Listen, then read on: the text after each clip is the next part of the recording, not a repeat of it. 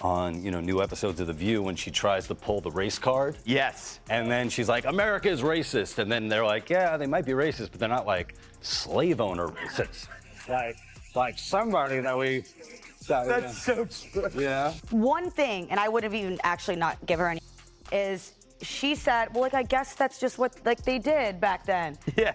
She should have followed that up with saying something along the lines of, and I understand that that's a departure from the way I've talked about this before. The punchline hit its mark flawlessly, sending the crowd into fits of laughter. But Gutfeld wasn't done with just the joke. He saw an opportunity to highlight what he perceived as hypocrisy. For years, Sunny had been vocal about the need for others to confront their ancestral legacies, often using systemic oppression and historical accountability as the foundation of her arguments. However, when it came to her own family's controversial past, she seemed to dismiss it, labeling it simply as a fact of life. Gutfeld didn't let this go unnoticed. He pointed out how these moments underscore the dangers of identity politics, arguing that when the narrative someone champions doesn't align with their personal reality, it undermines their moral standing. His point was clear. Addressing complex issues like race and history requires a careful balance of self-awareness and nuance. And it is funny. She is so wrapped up in identity, and she had no idea who she was. Well, now we understand why she always makes Whoopi get the coffee. Exactly, because if she is shaming descendants of this, will she continue to do that when she is now one of them? Gutfeld pointed out that simplifying complex issues into identity-driven narratives can cause activists like Sunny to overlook key nuances, including their own inconsistencies. The real twist the EMP emphasized wasn't just that Sunny's ancestors were involved in a system she passionately condemned, but that she seemed to avoid confronting this uncomfortable reality. Instead, she quickly brushed it aside, downplaying its relevance. His remarks resonated with many, who saw it as a clear example of what happens when moral superiority clashes with inconvenient truths. For Gutfeld, this wasn't merely about Sunny. It was a broader lesson on how personal accountability often takes a backseat to performative outrage. Once the revelation of Sunny's family history hit the internet, social media erupted with a flood of reactions. Memes and jokes spread like wildfire, including one viral caption: "Reparations. Let me write that check to myself real quick." Platforms like Twitter and TikTok were awash with biting humor and strong opinions, ensuring that the moment stayed front and center. In her defense, everyone has ancestors that did unspeakably horrible things. It's just that not everyone's ancestors have records tied to their DNA about it. But I'm more worried for Sunny Hostin's progeny in the future that do a DNA test and find out that they were related to a cast member of The View. And they're like, oh, it all makes so much sense now. Why I'm so stupid and fat. Some came to Sunny's defense, arguing that she shouldn't be held responsible for the actions of her ancestors. However, many others couldn't overlook the glaring contradiction. Sunny, who has built her platform by holding others accountable for their historical wrongs, seemed to dismiss her own family's past with little more than a casual shrug, referring to it simply as a fact of life. This sparked a fierce debate. Should public figures like Sunny be held to the same moral standards they demand from others? Critics contended that her response lacked the introspection and growth expected from someone so vocal about accountability. The irony of the situation ensured the backlash didn't die down quickly, keeping the conversation alive for weeks. The fallout from the revelation didn't just stir up controversy, it also led to some awkward moments on The View when the news about her ancestors being slave owners broke. The usual vibrant energy around the table came to an abrupt halt, replaced by an uncomfortable silence. Even Whoopi Goldberg, known for her quick-witted responses, seemed momentarily unsure of how to address the situation. In contrast, over on Greg Gutfeld's panel, the mood was entirely different. His co-hosts didn't hold back, delivering sharp, playful jabs. One even joked that Sunny might now need to start shaming herself for her family's history.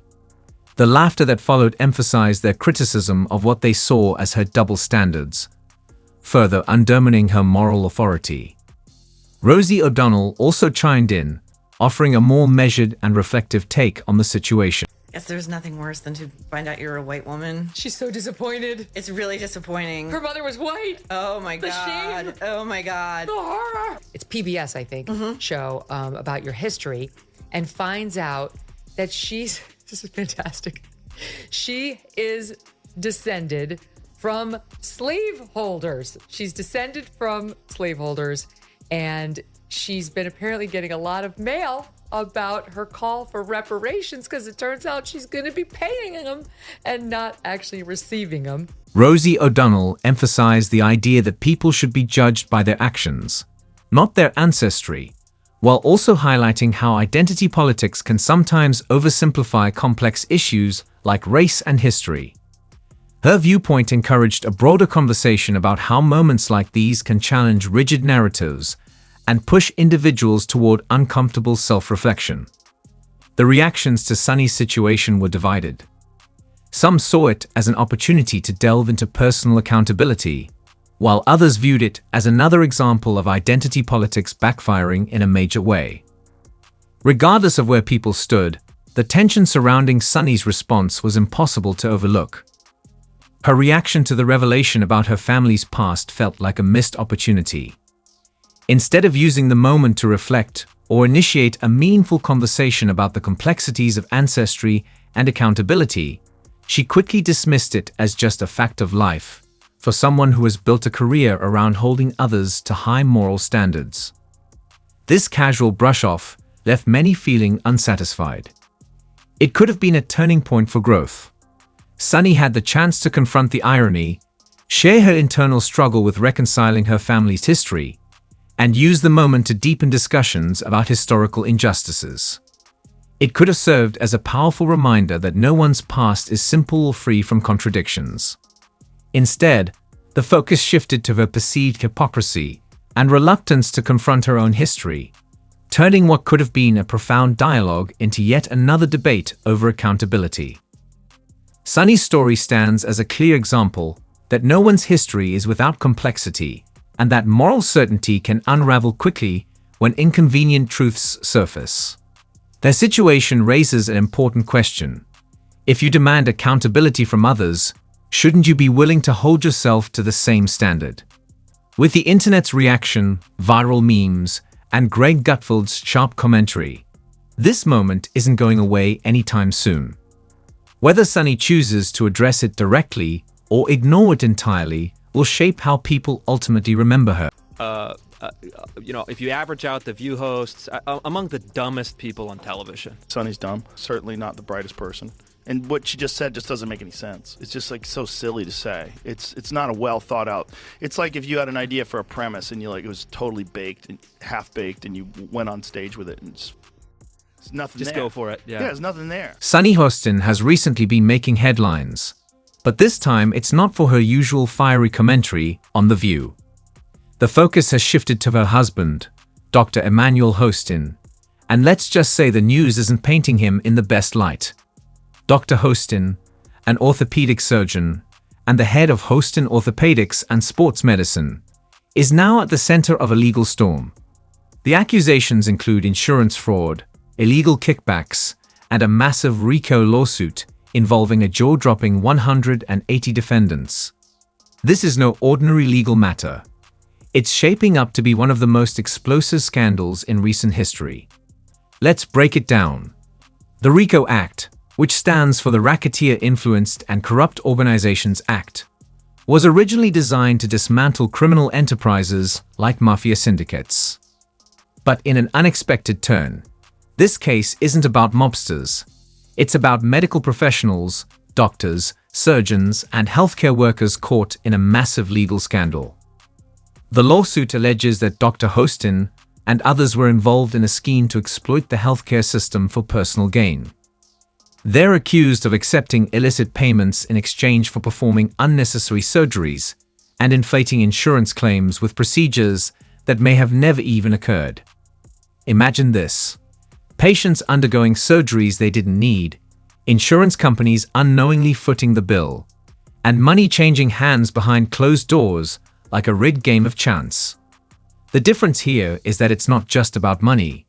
It's about people's health on the line. I want a citizen that has a policy. I mean, I'm not saying that Joe Rogan should be removed from Spotify. He's got 11 million listeners. He's got $100 million, contract as of 2020. But I do think as the podcast platform, you have to have some sort of guidelines. How about a disclaimer on his podcast that says, this is misinformation? How about removing some of the podcasts that disseminate this misinformation? They have. And that's His lawsuit takes direct aim at Dr. Hostin, accusing him of accepting financial kickbacks for recommending and performing arthroscopic surgeries, those minimally invasive joint procedures.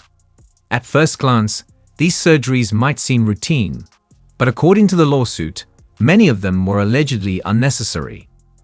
Were these patients genuinely in need of knee or shoulder surgeries, or were they just unsuspecting participants in a money-making scheme? If the claims hold water, this could become one of the most shocking medical scandals in recent history, even more dramatic than the most twisted soap opera plots. Imagine trusting a doctor only to discover you were a pawn in a profit-driven scam. That kind of betrayal doesn't just sting, it undermines the very core of doctor-patient trust. The plaintiffs in this case, which include the American Transit Insurance Company, are claiming they were defrauded out of millions by paying for surgeries that were either completely unnecessary or may have never even occurred. But it's important to consider that insurance companies aren't always innocent in these types of battles. They've often been accused of shortchanging doctors, denying legitimate claims, and manipulating the system to avoid payouts.